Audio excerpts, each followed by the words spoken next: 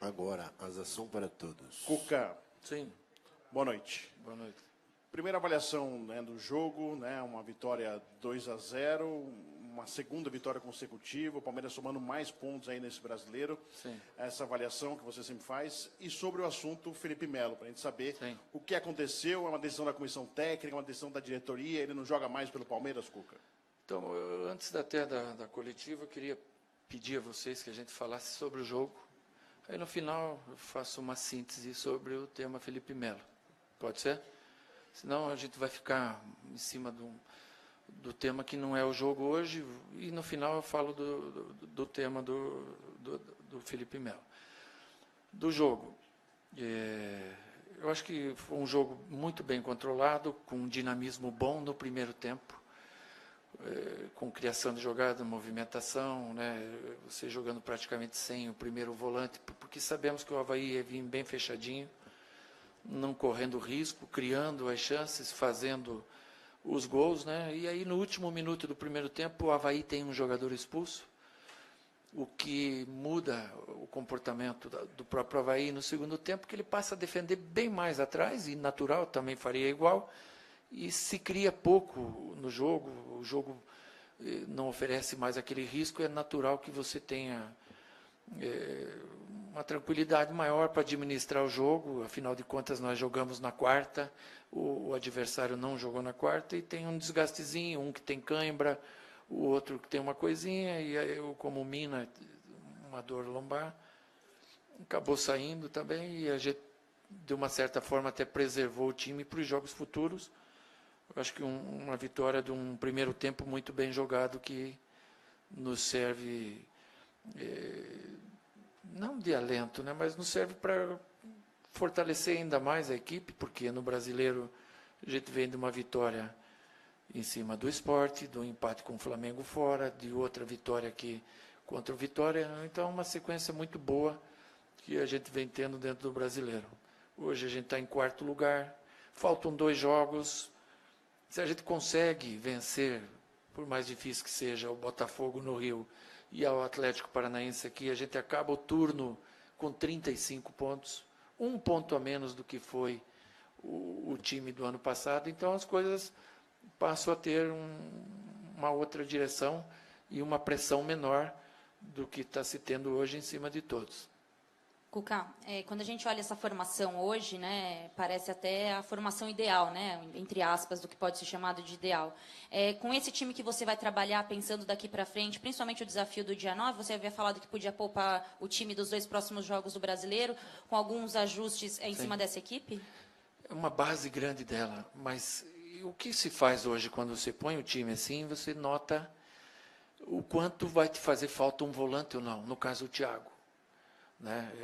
Era jogo, de repente, para hoje, para eu ter posto um pouco ele, você não perca o Mina. Então, eu ia tirar um volante e pôr o Thiago, adiantar um pouco mais o Bruno, para ter uma noção. Eu faço isso no próximo jogo, para que a gente possa ir fortalecido também ao Rio e já também ter uma ideia mais firme. Depois eu poupo o time, ou parte dele, no jogo do Atlético Paranaense. Cuca, aqui. Deu para enxergar o Guerra saindo machucado, né? Sim. Queria saber a situação, tanto do Mina, que você chegou a pontuar, quanto a situação do Guerra. O Guerra é aquela dor que ele tem no adutor, né? Então, quando ele chutou uma bola no primeiro tempo que passou perto, ele sentiu essa dor. Então, vamos ver. Em cima do jogo, assim, é difícil fazer uma análise do grau da lesão. Já o Mina é uma dor no glúteo que ele teve, mas eu acho que não é nada preocupante em termos de futuro. Ô, Cuca, chamou muita atenção a comemoração do gol do Dudu. Ele te procura e vai te dar um abraço, todo o grupo vem. Qual a leitura que você faz disso? A gente sempre fez assim. Ano passado todo foi assim. E não é comigo. Eles vêm com uns caras que não estão jogando também, que fazem parte do contexto, né? É a força do grupo que a gente fala. E o pessoal, eles têm um carinho grande entre eles. E eu estando junto também me sinto muito bem. Cuca, queria que você comentasse a atuação do Daverson. Parece que se multiplicou em campo hoje, né? Também na marcação. Foi um atleta muito dedicado. Era bem isso que você esperava dele quando trouxe, ou está saindo melhor que encomenda? Não, ele vai melhorar. Eu espero mais dele. Ele vai melhorar. A parte técnica dele vai fluir natural. Ele estava de férias, esse é o segundo jogo. e não conhece ainda os companheiros.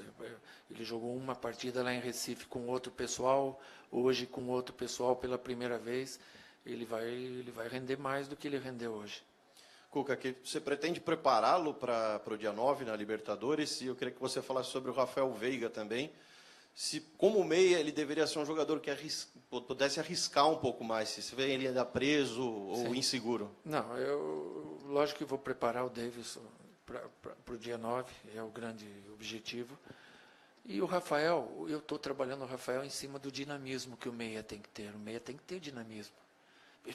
Ele já está melhorando, está evoluindo, chegando mais próximo à área. Ele tem um chute maravilhoso, ele tem que fazer valer essa chegada perto da área para o arremate. Ele, com o tempo, ele vai ao natural, evoluindo. Ele não veio para o Palmeiras hoje para ser a solução. Ele, o Johan, como a gente já falou, e ao natural ele vai lapidando. Cuca, você falou da sequência aí, né? Uma arrancada boa nos últimos 4 jogos. Mas claro que vocês convivem, você falou sobre isso constantemente com a pressão. Distensiona um pouco essa vitória? Você chegou no vestiário ali um pouco mais tranquilo, depois da semana que tiveram? Como é que eu faço para você entender? O Palmeiras se autopressionou tanto esse ano, que ontem tinha torcida organizada lá no CT. Hoje de manhã. Hoje de manhã, fazendo reclamação, descontentamento. Eu não consigo ver o Palmeiras errado, tudo errado, está bagunçado, o Palmeiras torto. Está em 4º lugar, se a gente consegue as 2 vitórias, você acaba com 35 pontos no primeiro turno, tem um segundo turno muito mais favorável, eu acho que por todos os sintomas de jogadores que estão se adaptando, voltando, enfim. Estamos vivos numa Libertadores, que o 1-0 fora é ruim, mas não é o fim do mundo, pode muito bem virar, e foi eliminado para o Cruzeiro num 4-4. Eu não vejo que isso seja motivo para crise, para problema desse tamanho.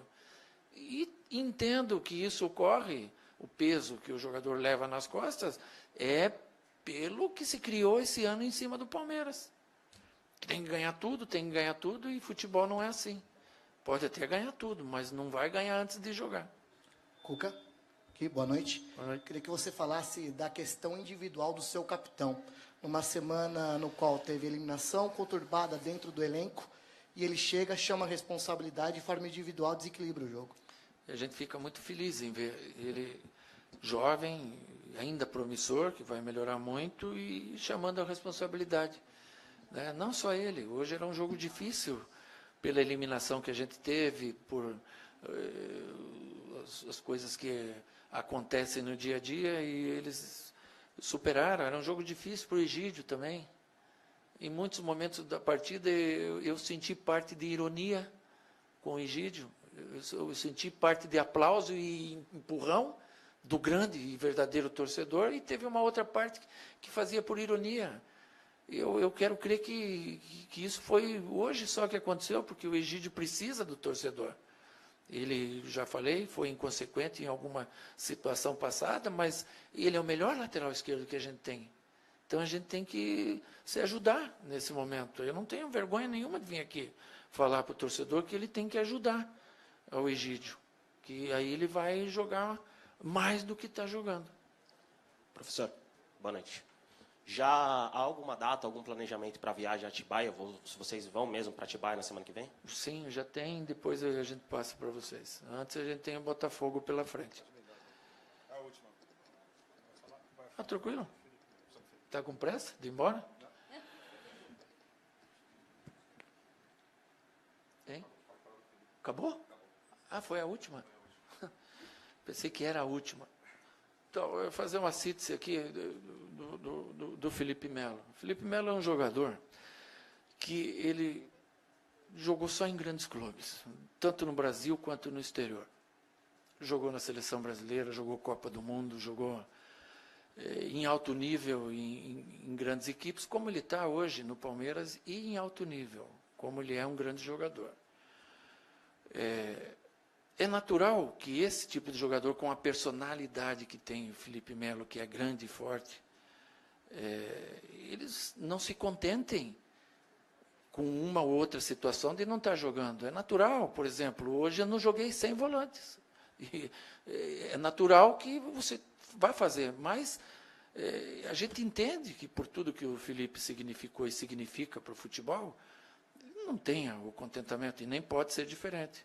Então, numa conversa franca e aberta, direta com o Felipe, eu antecipei aos fatos do problema futuro e, conversando diretamente com ele, eu deixei à vontade para que ele seguisse a carreira dele, a vida dele, que vai ser ainda brilhante, num outro lugar que, porventura, possa acontecer. Não foi afastado, não foi nada, apenas no que eu penso de equipe, de composição, do meio-campo ataque, da forma com que eu jogo, não encaixa a titularidade dele a princípio.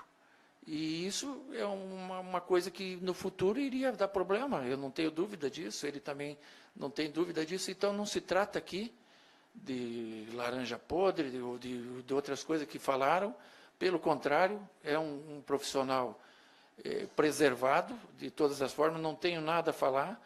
Eu só dizer que dentro da filosofia que eu estou trabalhando hoje, não entendo essa titularidade. E por esses fatores que eu falei, é que foi tomado tal medida. Me perguntaram se foi só minha ou da diretoria, foi em consenso minha, junto com o diretor, junto com o presidente. Eu espero que vocês entendam isso e não gostaria de vir aqui a responder diversas perguntas, porque iria ficar aqui ficando ruim até para mim responder as coisas. Então, em respeito a tudo e até ao próprio jogador, é esse pronunciamento que eu quero fazer. Obrigado, bom fim de semana.